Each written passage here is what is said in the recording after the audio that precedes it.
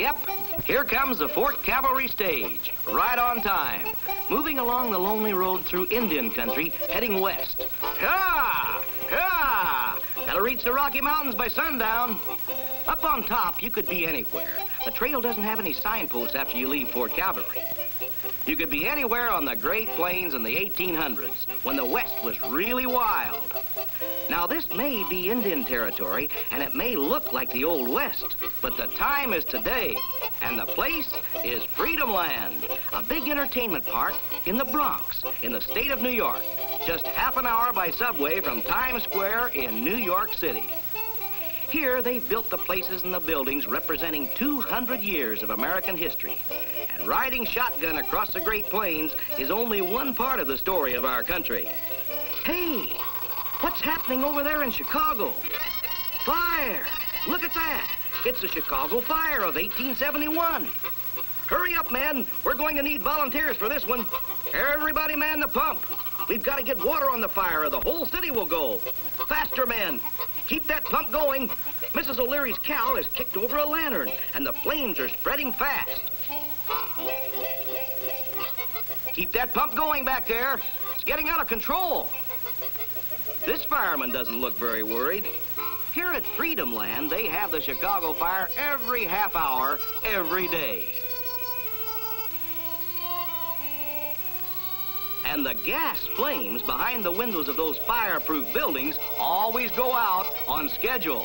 But it's lots of fun because it's make-believe. In Chicago, in 1871, they didn't have fireproof buildings, and the big fire was an important event in American history, brought to life at Freedomland. Down on Cortlandt Street, they've built little old New York, just the way it was between 1850 and 1890. In those days, horse-drawn trolleys were the latest thing for short trips in the city. If you had to go out of town, maybe as far as 5 miles, you rented a horse if you didn't have one of your own. If you planned a real long trip, 100 miles or more, you took the train. There's the Santa Fe Railroad train, getting ready for the long, dangerous journey to San Francisco.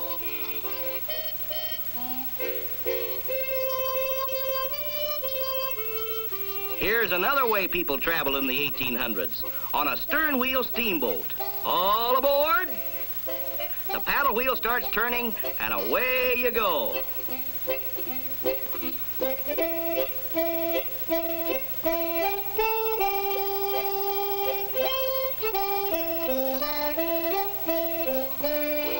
Traveling along, you can get a good idea of how our country looked in the days when there were only a few roads, and the stern-wheelers and riverboats were used to carry most of the heavy freight.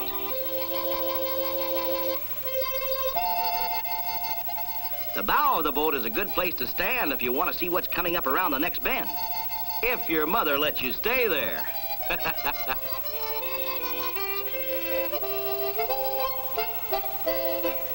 There's the Santa Fe Special, heading west, just like the days when there was only one railroad line from coast to coast.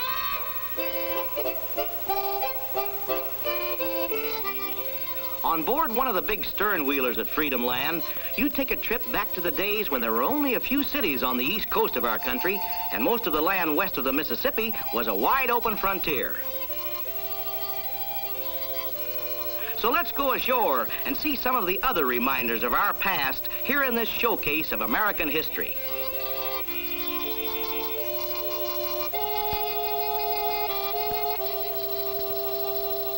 In the untamed Northwest, you can take a ride in one of the bull boats, traveling past a trapper's cabin back to the time of the historic Lewis and Clark expedition. You'll follow the route of the fur trappers, who were the first white men to see many parts of our country because they had to move farther and farther away from the new villages and towns to trap and hunt.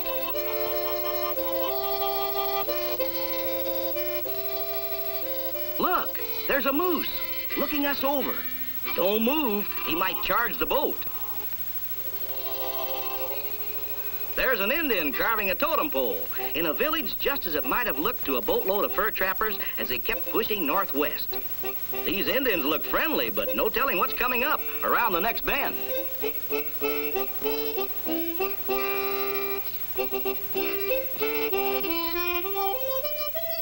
If you want to see more of Freedomland, the best thing to do is go up, way up, high.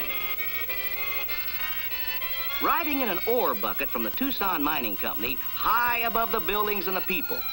From here, you can see most of Freedomland and pick out the spots you want to visit next time.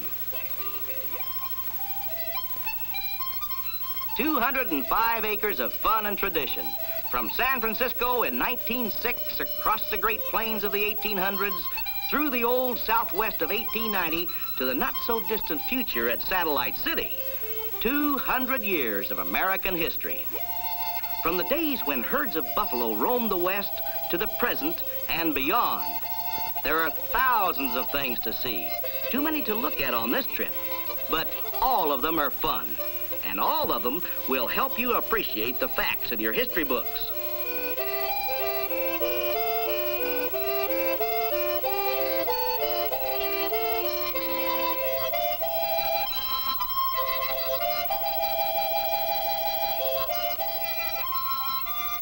This is history brought to life. The history of the country that gave this place its name, Freedomland. Now it's time we got back on solid ground again, back to the Bronx in the state of New York. So long.